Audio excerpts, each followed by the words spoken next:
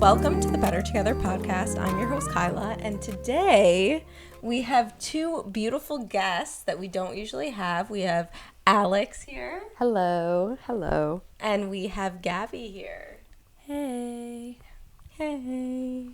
Very soft-spoken. She's not usually this soft-spoken. No, you'll see later.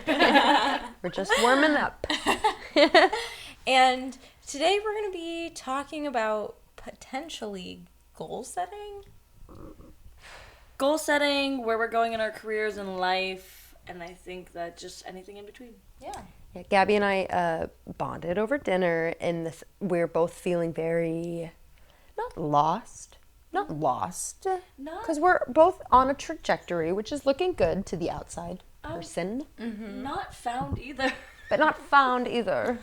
Yeah, Very profound. I think today is going to be very much a ramble between us, but we're going to be talking about, setting goals and how to achieve those goals, and also feeling lost at the same time and not allowing yourself to get overwhelmed, but becoming overwhelmed and all of that sort of stuff. So before we get into the topic, per usual, I'm going to read my Journey to the Heart entry, and then we'll get into the topic.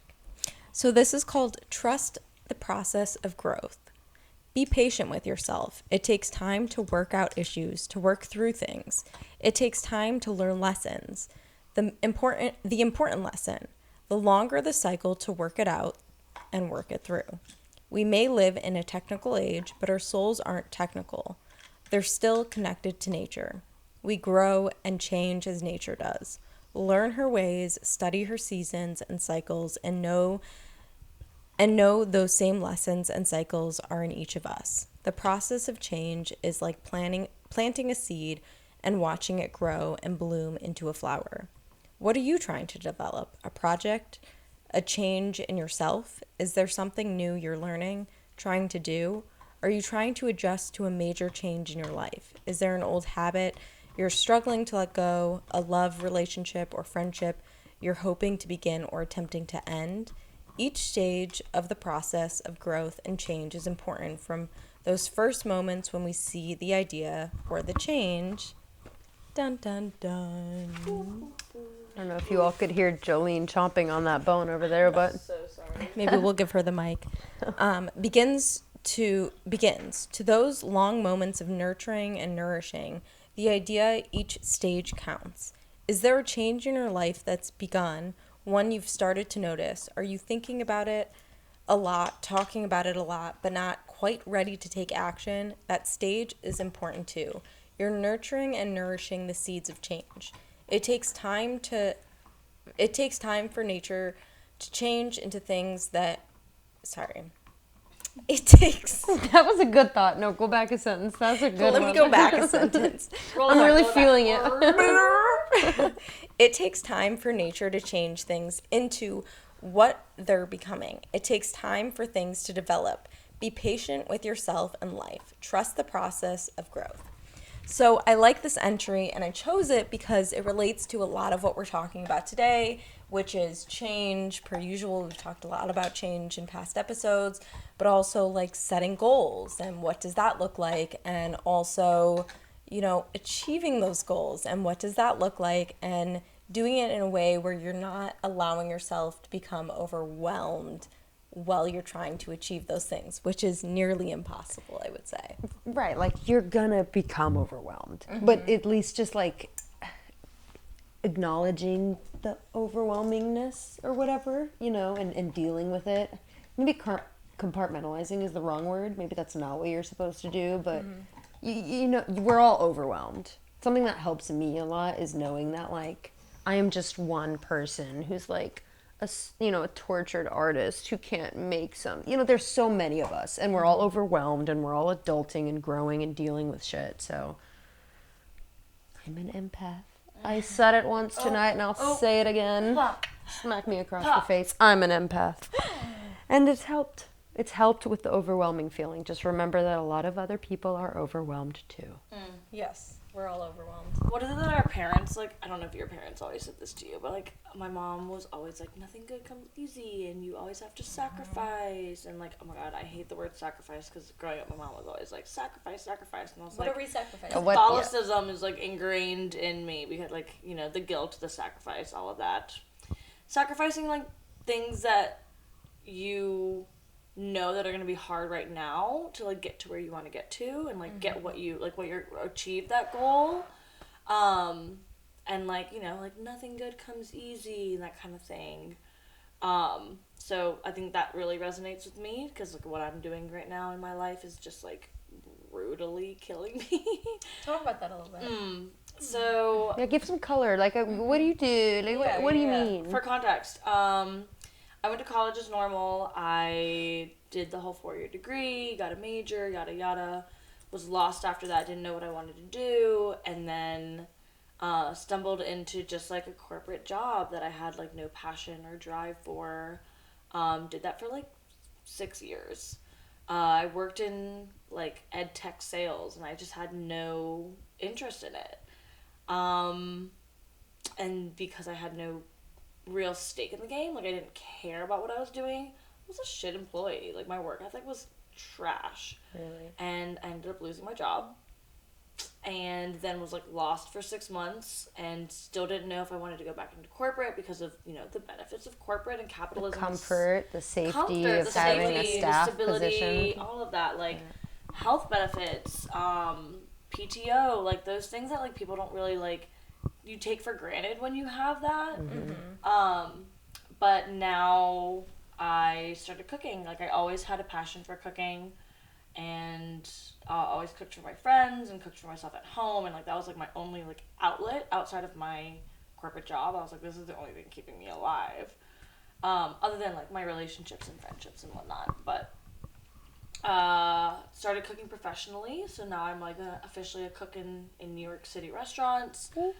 And it's really hard. Like, people warned me, they're like, it's gonna be brutal, and I'm like, oh yeah, it's cooking, I cook at home. But no, cooking in restaurants, especially in New York City, is a whole different ballgame. So, it's been hard. I mean, talk about that a little bit. You want me to talk more about it? Yes. I could talk the whole podcast.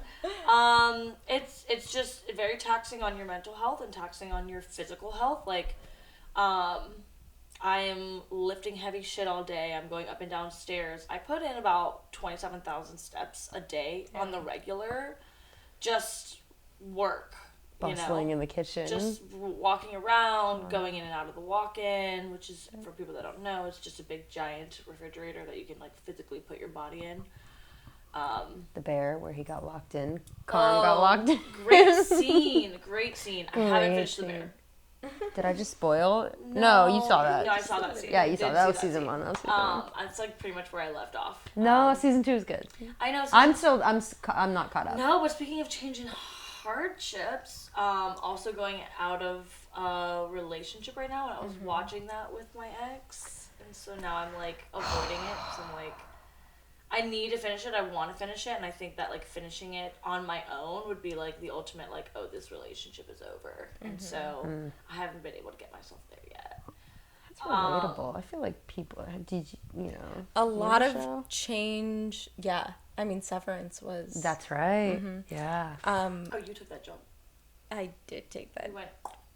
That's tough. That's like, I mean, it's weird how you're watching a story unfold with someone, so you kind of bond. It's like if you share it with someone, especially if it's a significant other who's no longer a significant other, and then finishing out that show without them. It's like solidifying. It's that's like, oh, this tough. relationship's over, and I'm doing, like, this on my own. Yeah. A lot of change at once too is really scary. Ooh. And yeah, I think that, at least for me, I mean, as many of you already know, I got out of a 6-year relationship and everything was different. And while I was in that 6-year relationship, I wanted to change everything. I was like, I want to move out of New York. I want to leave my job. I want to, like, I feel so lost in my life.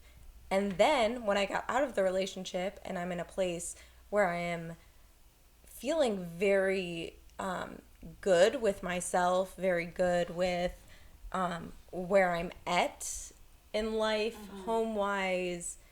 I'm not questioning those things. Yes. She's made me feel very at home. Have we established that you two are roommates? And they were roommates.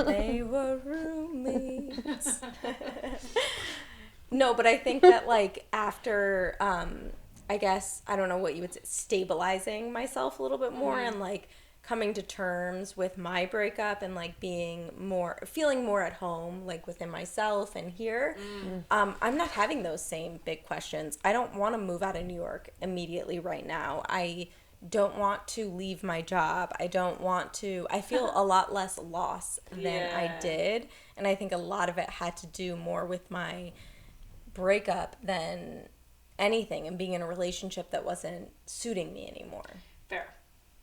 And I think that I'm at that point after post-breakup where it's like, oh, I want to change everything. I want to leave my job. I'm questioning if I even want to continue to pursue my passion of cooking. And if it's meant for me, Don't do that. You're so good. She's an amazing cook. She cooked us dinner tonight, and it was... What did you cook for us? A sun-dried tomato artichoke tortellini soup. And she didn't use a recipe. Just whipped it up for us real quick. There's so many tortellini soups, and I've made it so many times in the past. Like, you just tweak it and make it your own. Not relatable at all. But we're grateful. But yeah, definitely lost in, like, thinking, like, what do I want out of my life? Because I feel like sometimes you get lost in the relationship and, like, losing yourself in certain parts, and I think that happened for me, and I think that now, like, coming out of it and now grieving the loss of the relationship and the person that I cared so much about, it's making me think, what do I want for anything? Like, all of that. And I've even questioned leaving New York and, like, moving back to North Carolina. Just kidding. I love North Carolina. I can't believe we're so close. Like, I didn't know you were from North Carolina. I'm from North Carolina as well. We have a Charlotte. Charlotte native. Raleigh native. So leaving North Carolina, I've grown so much appreciation for it. But I just also know that, like, that's not the place for me. It's not where I want to be. It's not New York. And it's New York or nowhere. Right? Like, because really, there's nothing that's comparable in terms of what makes me feel, like, safest. Like, I'm sure, like, I know there's, like, friendly people in Portland and, like, 100%. Oregon and stuff, but just something about New York, it's the vibe. It's not even just the vibe, like, because the vibe can be off sometimes. Like, trust me, like, I have seen some shit and been through some shit in New York where I'm like, oh, this doesn't have other places. Right. But it's just what the city offers. Like, people say that the city is cold and that the people are cold. No, like, people so much value their community here. They come together for, like, New Yorkers are like, oh, I'll ride and die for a New Yorker. You know, and, like, and I can't consider myself a New Yorker yet. Like, I've only been here 6 years. I'm still technically a transplant. But, like, I know that New York has shaped me to be a person that can thrive in a city that is this hard, but so rewarding. Yeah.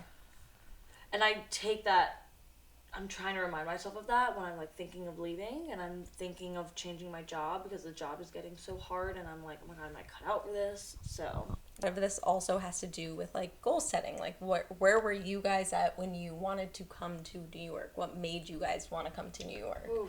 And how did you get here and, like, make it happen? I'll let you start. That's a fun question. I luckily knew that I always was a city girl, and I always dreamed of New York from a young age. And my mom was like, Charlotte's not big enough for you. And I'm like, you're right. And so anyway, I never, ever, ever interned in college. I never interned anywhere. And, I'm very... I know, it's just tough, like being in the industry, you have to be doing it. So comparison is the thief of joy. Remind yourself of that. 100%. But I'm struggling with that. So it really is. So I'd never interned, and it was senior year of college, and I was in state at Carolina and applying to, like, at least 50 to 60 internships. Oh. Heard back from 2 or 3. Oh my God, brutal. One was ABC 2020. Hell yeah. Like, and true crime is not my beat. But it doesn't matter, you know. Foot in the door, get it wherever, and like, yeah. Absolutely. So. Yeah. Yeah. It's all about like when you're starting off something new and you're trying to get to whatever your goal is. It's hard to be in the mindset of like, I have to start small. Like, you're thinking so hard about that goal and where you want to be. Yeah. And you're like, I just want to be there. And you're like, no. Like, this is a hill that you have to climb. Like, this is the ladder that you're going to have to work up. Like, you know, such a hard concept to think about. I'm afraid that I kind of burnt myself out a little bit. On that ladder? I mean, high school. I mean, fuck. I was doing so much stuff. I was doing so much stuff in middle school, but high school, all of it. Yeah. College, so much stuff. I mean, and then, so yeah, that was a lot. And then you get into the actual field that we're in, and it's exhausting, and it's good, but it's. So I think your question originally was, how did I get to New York? Yeah. So I got the internship, and then I graduated. Yeah. And then I graduated on Sunday.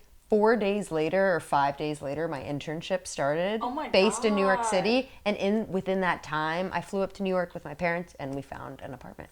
Well, that's the beauty of New York too. You can find an apartment in 4 days. I mean, I guess, yeah. It was horrifying. It was just like, but it was great. Yeah. Turned out well. But I do want to back it up a little bit and just say, I feel like when you're younger, you have this idea of whether it's changing the world or like doing something so big and profound, and you just have this, like, at least for me, like, I had this idea that like whatever I was going to be doing in my career was going to change the world, and that big idea was so overwhelming at the same time, because I was like, I have to do this, and if it doesn't make this impact or it doesn't do this, then like I am failing at what I want to do. And I think it comes back to baby steps, and like wherever you are at and whatever your goal is not minimizing whatever your dream is, but like you have to start small and you have to start somewhere. And like, yeah, you do have to be a little bit realistic. It's not always going to be like the first thing you do is going to change everything and it's going to be the most perfect thing and you're going to do everything that you want to do. It's about taking very small steps and like saying yes to those little things and then seeing where that takes you, because you're not going to change everything and make the most profound impact. It's a very lucky thing to have that happen if it happens like immediately, because it's not impossible for it to happen, but you have to start somewhere. And I think it's very like, it goes back to also like comparing yourself to other people. Oh my God, yeah. Yeah, it's like you see someone else do something so big and then everyone's doing something big nowadays too. Yeah. Everyone's funny. Everyone's talented. I'm seeing it all day long on my on my reels and my.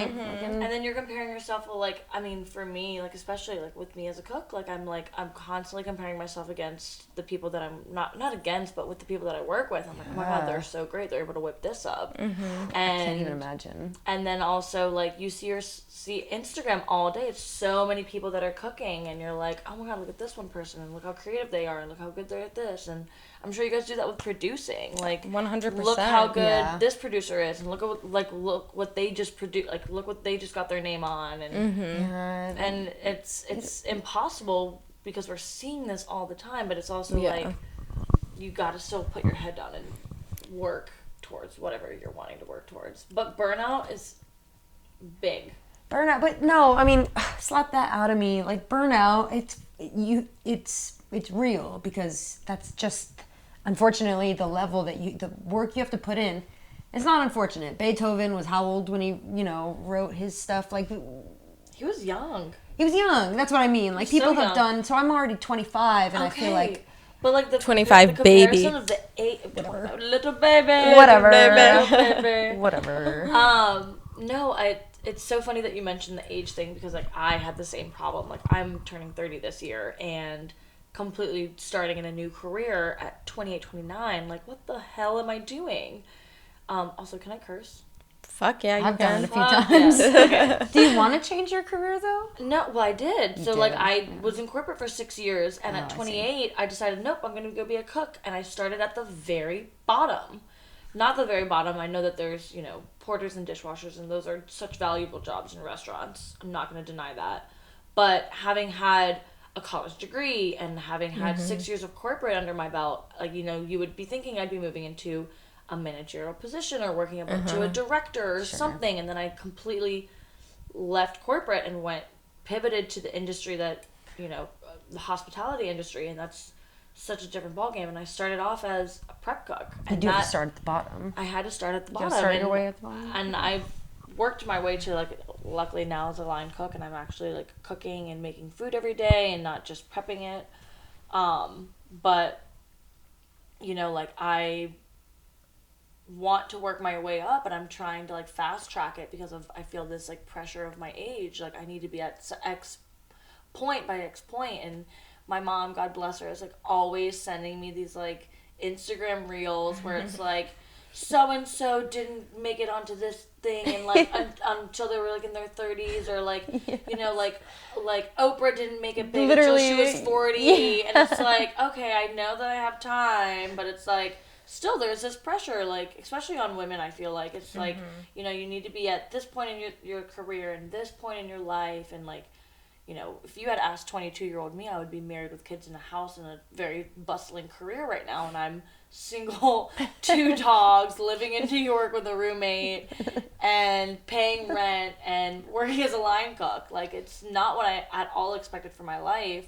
But, that's the beauty of it all. You never know what's going to happen. And you just got to keep, hoping that you're making the right decisions and going in the right direction. And I think it's about following your gut. What are the things that girl's a bitch. I can't trust her. No, but you can, because I'm so bad at it. But you have to, because what are the things that you really want to do, and you're picking those things and allowing yourself to take a certain path to guide you to those certain things.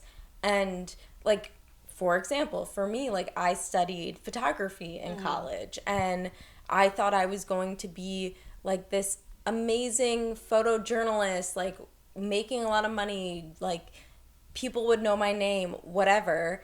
And that wasn't the reality of the situation. For me, I decided to I did kind of a career shift, still in production, whatever, but pursued video and journalism and going in that direction and documentary, rather than sticking in the photo world. Yeah. And if you would have asked 21-year-old Kyla, where would you be right now at almost 30? Yeah. This is not where I would have been. But that's the thing, is you pick something at such a young age and you're I am going to do this for the rest of my life.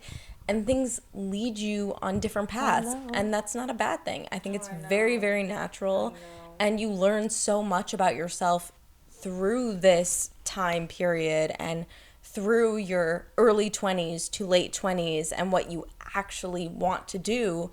And I think it's really important to pick the things that resonate with you and feel in your core what you should be doing. Well, tying back to your last podcast, you just did a podcast on values, and and that's such an important thing to think about. And I think that younger people are so pushed into the societal norm of you go to college, you pick a degree, you follow that degree, you get a job, you go on that path instead of the rest of your life. For 30 years, so whatever. Overwhelming, because it's how am I supposed to know what I want to do at 18, what I want to do for the rest of my life? And I think it's important to note here that we are all, you should adopt the mindset of we're all lifelong learners. Oh, I love we that never term. Stop learning about ourselves, about the world. We continue to make mistakes until we die. Yep. That is just part of all of it. My mom is a great,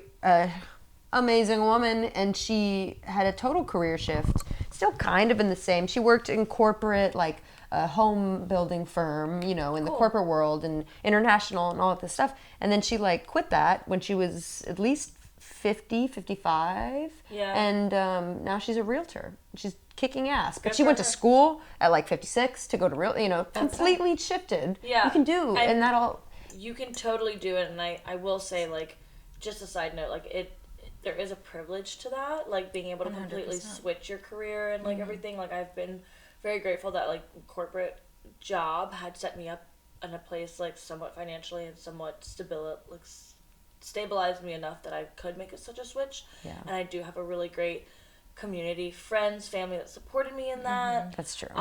There's a lot of people that, like, especially in our country, that don't have that opportunity, and it's unfortunate. But yes, there is the point where you can realize and wake up one day, like, this life that I'm living is not for me. I need something to change. And it's beautiful that your mom did that at 50. My mom did that in her 40s as well. And it's beautiful, but that is a really good point about being, she obviously had a very successful career before that, so she was able to do that. So that's a really interesting point, too, because when we think about that, like, if you don't have that savings, I mean, ideally, like, if you have to just drop your career, like, what do you just go to, like, Cuba or somewhere and, like, live on the beach for a little bit, and then, like, people can't do that. Like, you can't just do that, like, ideally. But yeah, I don't know. It's interesting. It's not that easy to do, but that adds a lot of pressure. That adds to the pressure. It's not easy, but it's worth it. Like, we have this one life to live, and I do agree, and, like, I believe in some sort of reincarnation and spirituality and all of that, but, like, right now in this present moment, we are who we are today, and we don't know if we have tomorrow promised or whatever, so it's like, got to be taking the most out of life. And I spent 6 years in a soul-sucking job and was wasting and was stuck, and finally when that smacked me in the face and I got fired, it was a wake-up call where I was like, oh, I don't need to be just doing something to just pass by. Yeah, you don't even enjoy it. Like, well, I think it goes back to what you were saying at the beginning, where it's like, you have to, like, there are hard things that come up in life, and, like, there are things that you don't want to do or you don't want to choose to do, but are faced with, and you have to do, and, like, have to choose for yourself.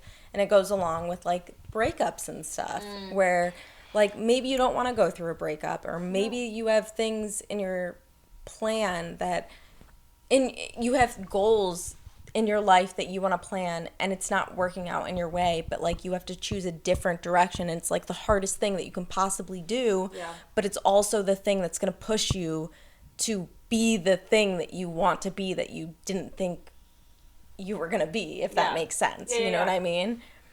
So I think that sometimes it's the hard things that, like, push you to do the things that you want to do. Yeah, I mean, again, nothing good comes easy. I just am so, I don't know about you guys, I'm so tired of God thinking I'm his strongest soldier. Like, stop giving me these battles, Like, I'm ready to, like, having conquered things. But, again, each battle will get me to that point that I want to get to. And that's in myself, in my career, in my relationships, and all of that. Absolutely.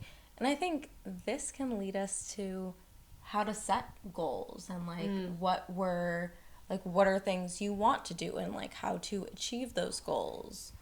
So do we want to discuss that a little bit? Let's go into it. Gosh. I'm going to pass the mic over to you again. I don't know. I mean, goals. It's so hard to set goals for yourself. Oh, no. Let's start over.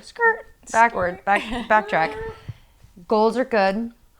I've reached goals. But at this point in my life, I do feel like I am kind of just drifting. And I'm just trying to survive. Being an adult. Right. I'm like becoming, I'm not becoming, I'm an adult. I'm a full-grown adult. We are there. I am trying to think of my career. I'm never going to be an adult, but, like, if I have to, pretend to be one. I still cry at my mommy. Yes. Oh my gosh, that's never going to change. Don't get me on a tangent about, like, that will never. No, never. People are, anyway. What were we talking about? Goals. Goal setting. Goal setting. Yeah, goals, man. Whew. I think this is a really good question that I have for the two of you, which is going to say a lot about where I'm at. Yeah. Do you feel that you have a good sense of self-control?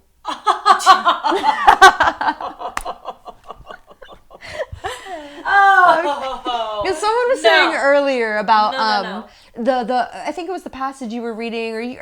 Anyway, No, I indulge. Like I have an impulse, and I indulge in that impulse. I'm so like, bad I'm at that. unable. Yeah. No, no. Because the answer is clearly no. I think you were saying in the passage that you started this wonderful episode off with that the things that are really, I can't remember who the fuck said it, but it was something about the things that are really important. Maybe it was from the Catholicism that you were talking about, like the good things in life, they are not going to come easy. Yeah, and it's all about like the priorities. And so I'm not prioritizing, if we're going to take a quick pivot here. Yeah. I'm not prioritizing my health. I want to live a long, long, happy life. And if I'm on this slow fucking trajectory that I'm on, I need to be thriving and alive at 65 if I really want to like rake in the cash, because it's going to take a bit of time. But isn't that interesting? Or like, if I want to do this, I have to do this to make a lot of money. What does success mean to you? Does it mean making a lot of money? I want to make a lot of money right now, and maybe I'm young and I want to make money. But like, I don't think I can. Does success mean money, or does it mean like? No, baby, it means fame. No, we all know that success is like love. I'm a Leo. You're a Leo? Let's pivot again. Wait, I guess I mean... So Gabby and I have only known each other for really a few hours. We've known of each other, but we met tonight. A long time. Oh my god. But see how they connect? It's beautiful. Connections, beautiful. We'll get into that on another podcast. Yeah. But yeah, no, I think my mom is always like, I'm talking about my mom so much, but like she's such an important part of my life, and such like a person that has influenced and shaped me. And every time I think about things about my life, my future, my career, my goals, who I am, I can't help but think about my mom. And she's had such an interesting life herself, and seeing that and like her progression and where she's at now, like it's very inspiring. Like, you know, my mom growing up, like heartbreak after heartbreak after heartbreak, always dated these terrible guys, and now it's like 50 with the love of her life and is so happy and doing a career that she's so happy in. And I'm like, okay, there is hope for like later on things get better, but I'm like, damn, I want that now. Well, I think that's like a big thing is I feel like as young people we always look at, we have to have this now. Yeah. Like the success has to be right now. And the reality of the situation is like you're on a certain path and you choose things and you do things. And that's why I say follow your gut, because it will lead you to something in the future. And it really is about being on the path and doing the thing that you enjoy. And I think for me, I always was like, I was that person who was like, I have to have this now. I have to be the most successful now at the youngest possible that I can be. Yeah. But in reality, that wasn't going to happen. It has to be more about like enjoying where you're at now. And like, what are the things that like right now I enjoy, I like to do that make me feel fulfilled. And like a big part of that was like starting this podcast. And like, I have amazing. I have my day job, and like you did it on top of your day job. Well, that's like a really hard thing is like if you're working full time, like what is a way that you can fulfill yourself outside of your job, you know? And like again, like a day job is just more about like how can you pay your bills? Like how can you realistically live and like be comfortable, but then also still making time for the things that you feel passionate about and like the things that you enjoy outside of that are not necessarily going to make you money quickly. 100%. You know, and like setting those goals, because I think at the end of the day it's about, you know, fulfilling the things that you have to fulfill, like paying your bills every day and making sure that you can pay your rent. Getting a steady income. Yeah, your steady income and being stable. Right. And then your next question is, okay, then what can I do in my personal life that is like fulfilling me, whether that is, you know, a side passion or it's spending more time with friends and family or, you know, whatever it may be, you know, spending more time on a hobby, whatever it is. It's important to hone in on those things. And I think a lot of us like forget about that stuff. Well, that goes back to, like, I mean, ultimately your question that we didn't answer. What does success look like to you? Yeah. You know? And my mom, again, always ask me that. Like, I just want you to be successful. And I'm like, success to me just means being fulfilled and happy. You know? Like, obviously there are things that can come with that. Money, a relationship, a career, etc. But the end goal for me, the success goal is just being happy and content with my life in general. And what does that mean? What does that look like to you? What's happiness and contentment for you? Yeah, and I think that's such a hard question to answer, and that's something that changes every day, you know, like with just like the state of my mental health and things going on in my life, like all of those things, all those factors that play into it. But ultimately, like, being happy is like I get to spend time with my family, I get to spend time with my friends, I take care of myself and prioritize myself. I am following a passion. Like, I'm not just coasting by in something that doesn't bring me joy. And I think those are all things that, like, lead for a happy, successful life. And that's just ultimately what I'm striving for. Totally makes sense. And for you, Alex, I love that. And I agree with everything you said. But money. But, well, the thing that I have to, I know that to me a successful life means living a long life with my family, with the significant other that I have yet to find. Oh, we'll get into We'll get into that in a little bit. But just being with my loved ones and laughing and loving and having a big, joyful life, to me, is at the end of the day, I don't want to be on my deathbed regretting anything. Yeah. I don't want to live with regret. I just want to do. So I welcome every opportunity, and I definitely want to do all of that, but I can't deny what I said a few minutes earlier. The other half of what success looks like to me is...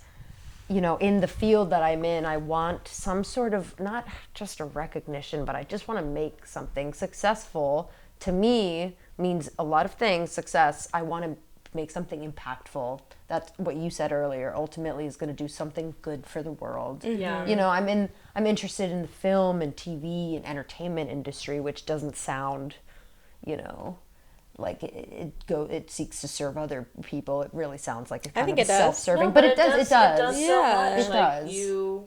I mean, I think a lot of people shit on the your industry, like TV and movies. There's a lot of fake bitches in it. It's tough. 100%, but I think that it's an art form. You know, Think it's about an art form, and art always expands people's minds, Pushes the changes needle people's forward. worldview, Yeah. teaches people something. Like, I mean, you guys are in like documentary and like kind of work right now, and so it's, you know, those are so impactful. And then also even just like TV shows. Like, I think about TV shows that have like completely changed me or made me, you know, laugh and cry in the same breath, and that's just it brings people joy, but it also teaches people things about other people's lives and perspectives and ways of life, and it doesn't make a difference. The only reason I have an idea, like a a worldview of I think I'm saying this wrong. It's the only reason that I like can be an empathetic individual, because I've like seen through other people's perspectives and seen storylines that have taught me things, because I have lived, quote, a very sheltered life. I mean, like, it is very privileged. Growing up in North Carolina, white suburbia. Oh my God, exactly. So film and TV have like been the thing that have made me so passionate about various causes, and you know, 100%. wanting to live an actual full life, seeing various places. 1,000%. I mean, that makes me think about like the fact, even just like representation in TV, and like how that has come so far nowadays. Like, I think about me being queer, and I was like, God, I watch TV shows now. I'm like, I wish I had that when I was younger, because then I would have came out so much sooner. I would have come to terms with my sexuality so much sooner.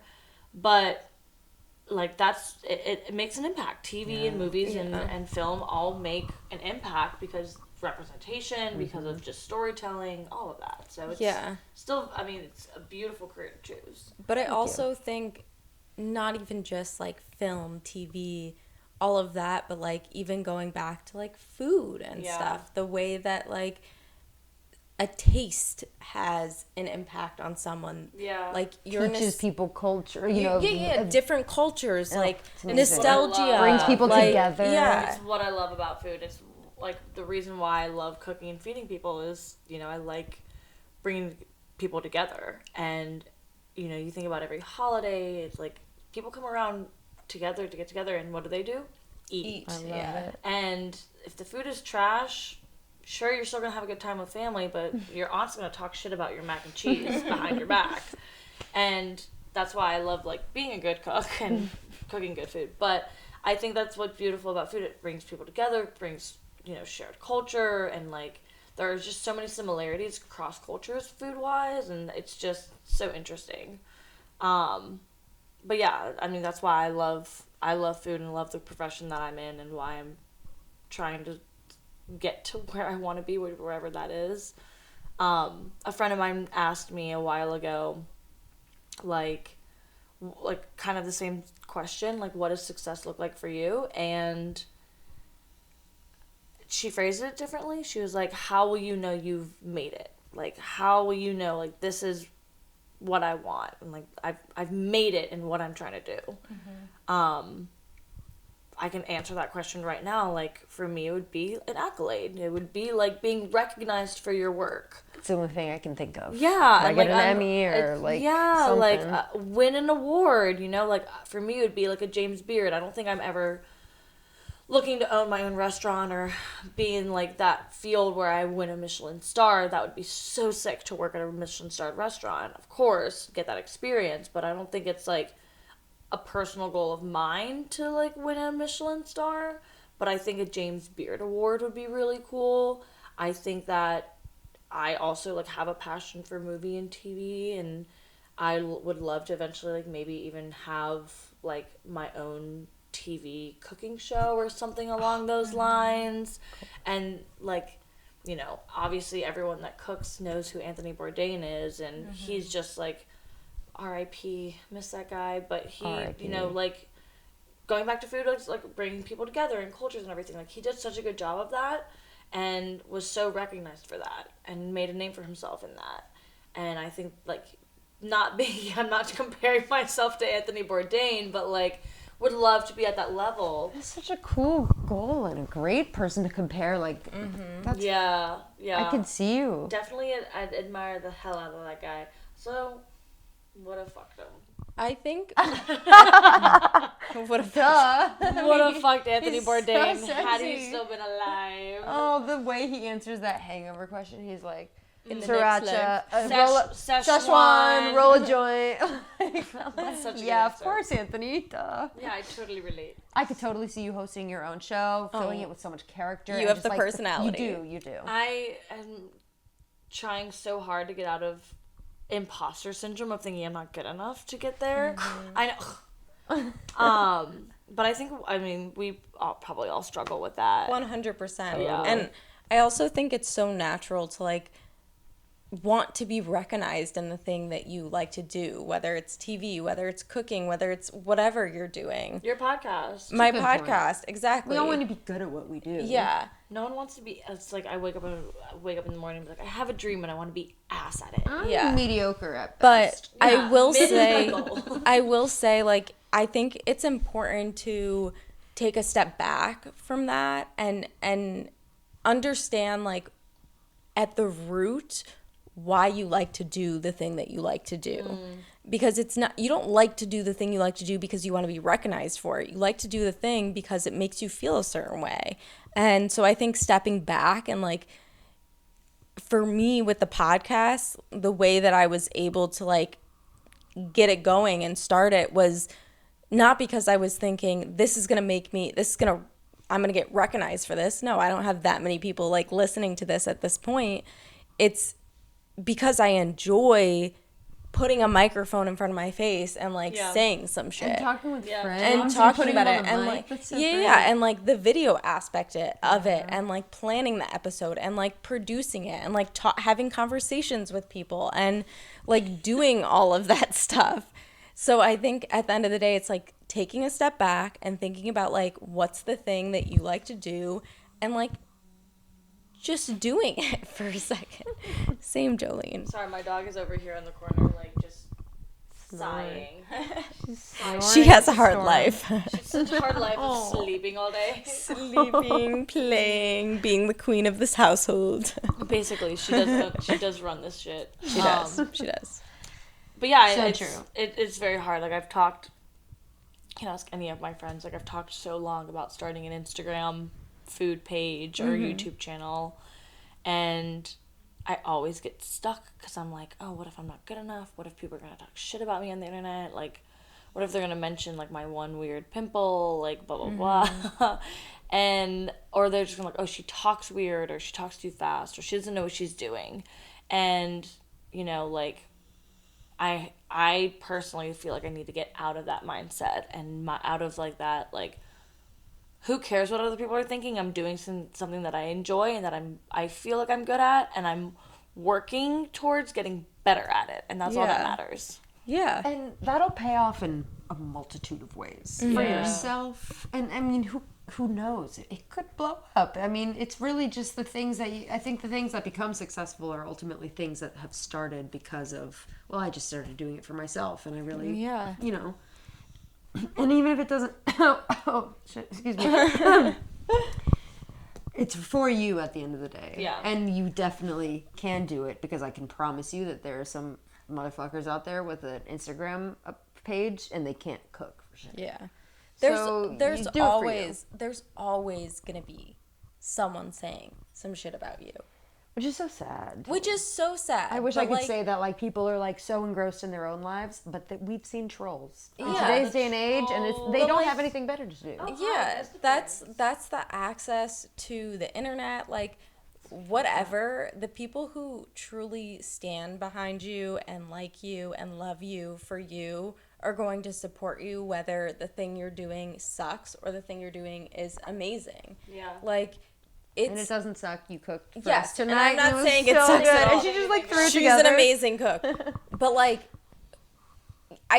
again, like, going back to the podcast, like, I think about it with my podcast. Like, people probably look at this and are like, this girl is crazy for, like, putting this out on the internet. But at the same time, They're not putting it out. They're not making anything. right? And it is scary to post. Like, it's scary every time I click post and, like, make it public. But at the same time, it's like, this is something that feels really good to do for myself. It's something that, like, I feel, it just, like, deep down, I feel like I'm doing something right. And so I think that That's all that matters. that is literally all that matters, whether it becomes something or doesn't become something. Like, it's something I'm doing for myself, and I think that everybody should do something that, like, feels right to them, whether it's in your job, a hobby, working out, like, cooking, whatever it is. Like, just do something that feels good to you without overthinking. We all overthink the thing. Yeah, we Try do. not to overthink the thing. Oh, and just, the anxiety, we do. the ADHD. Dude, and Yeah. I take Lexapro, and, like, Prozac. the anxiety is still there. Number 5 for the bipolar girlies out there. Let me tell you, she's still there. Oh, But it's okay. We learn to manage the stress. all right. Well, I feel like we should start to wrap. Wrap it up. We talked about a lot and nothing at the same time. Yeah. Yeah, I feel like we talked about a lot, but nothing at the same time. I hope So- the listeners were able to Yes, follow along. They're like, what is going on with these girls that have no concept of time? No, but I do hope this was a little bit relatable to you guys. I know that we all struggle with imposter syndrome and, like, setting goals and becoming overwhelmed with goals and wanting to get to a place that feels nearly impossible to get to, but know that you are not alone in that. And I want to ask, what are the situations that you have gotten into? Like, what are your goals? What do you want to do? What do you feel is impossible to do? Talk about your relationships, whatever it may be. And I want to thank both of you guys for coming on and being vulnerable. I love having guests on. It makes it a little bit more fun. But yeah. Missing a lot more of us. Yes, Yeah. 100%. I I'm will gonna be. invite myself to Oh, every please. other I would love it. podcast episode. And also, For it every time. And what? I'll cook food every time. Hell yes. Did you guys know she's a cook? She's a You cook. should know that I cook. We'll link everything below. No, but thank you so much for listening once again. Please remember to follow me on my personal Instagram, which is Kyla_Millberger. Follow me on the podcast Instagram, which is the_BetterTogether_podcast. Hit that follow, subscribe to me, and write into thebettertogetherpod@gmail.com. And thank you for listening once again, and I will see you next Sunday. Bye. Bye, guys.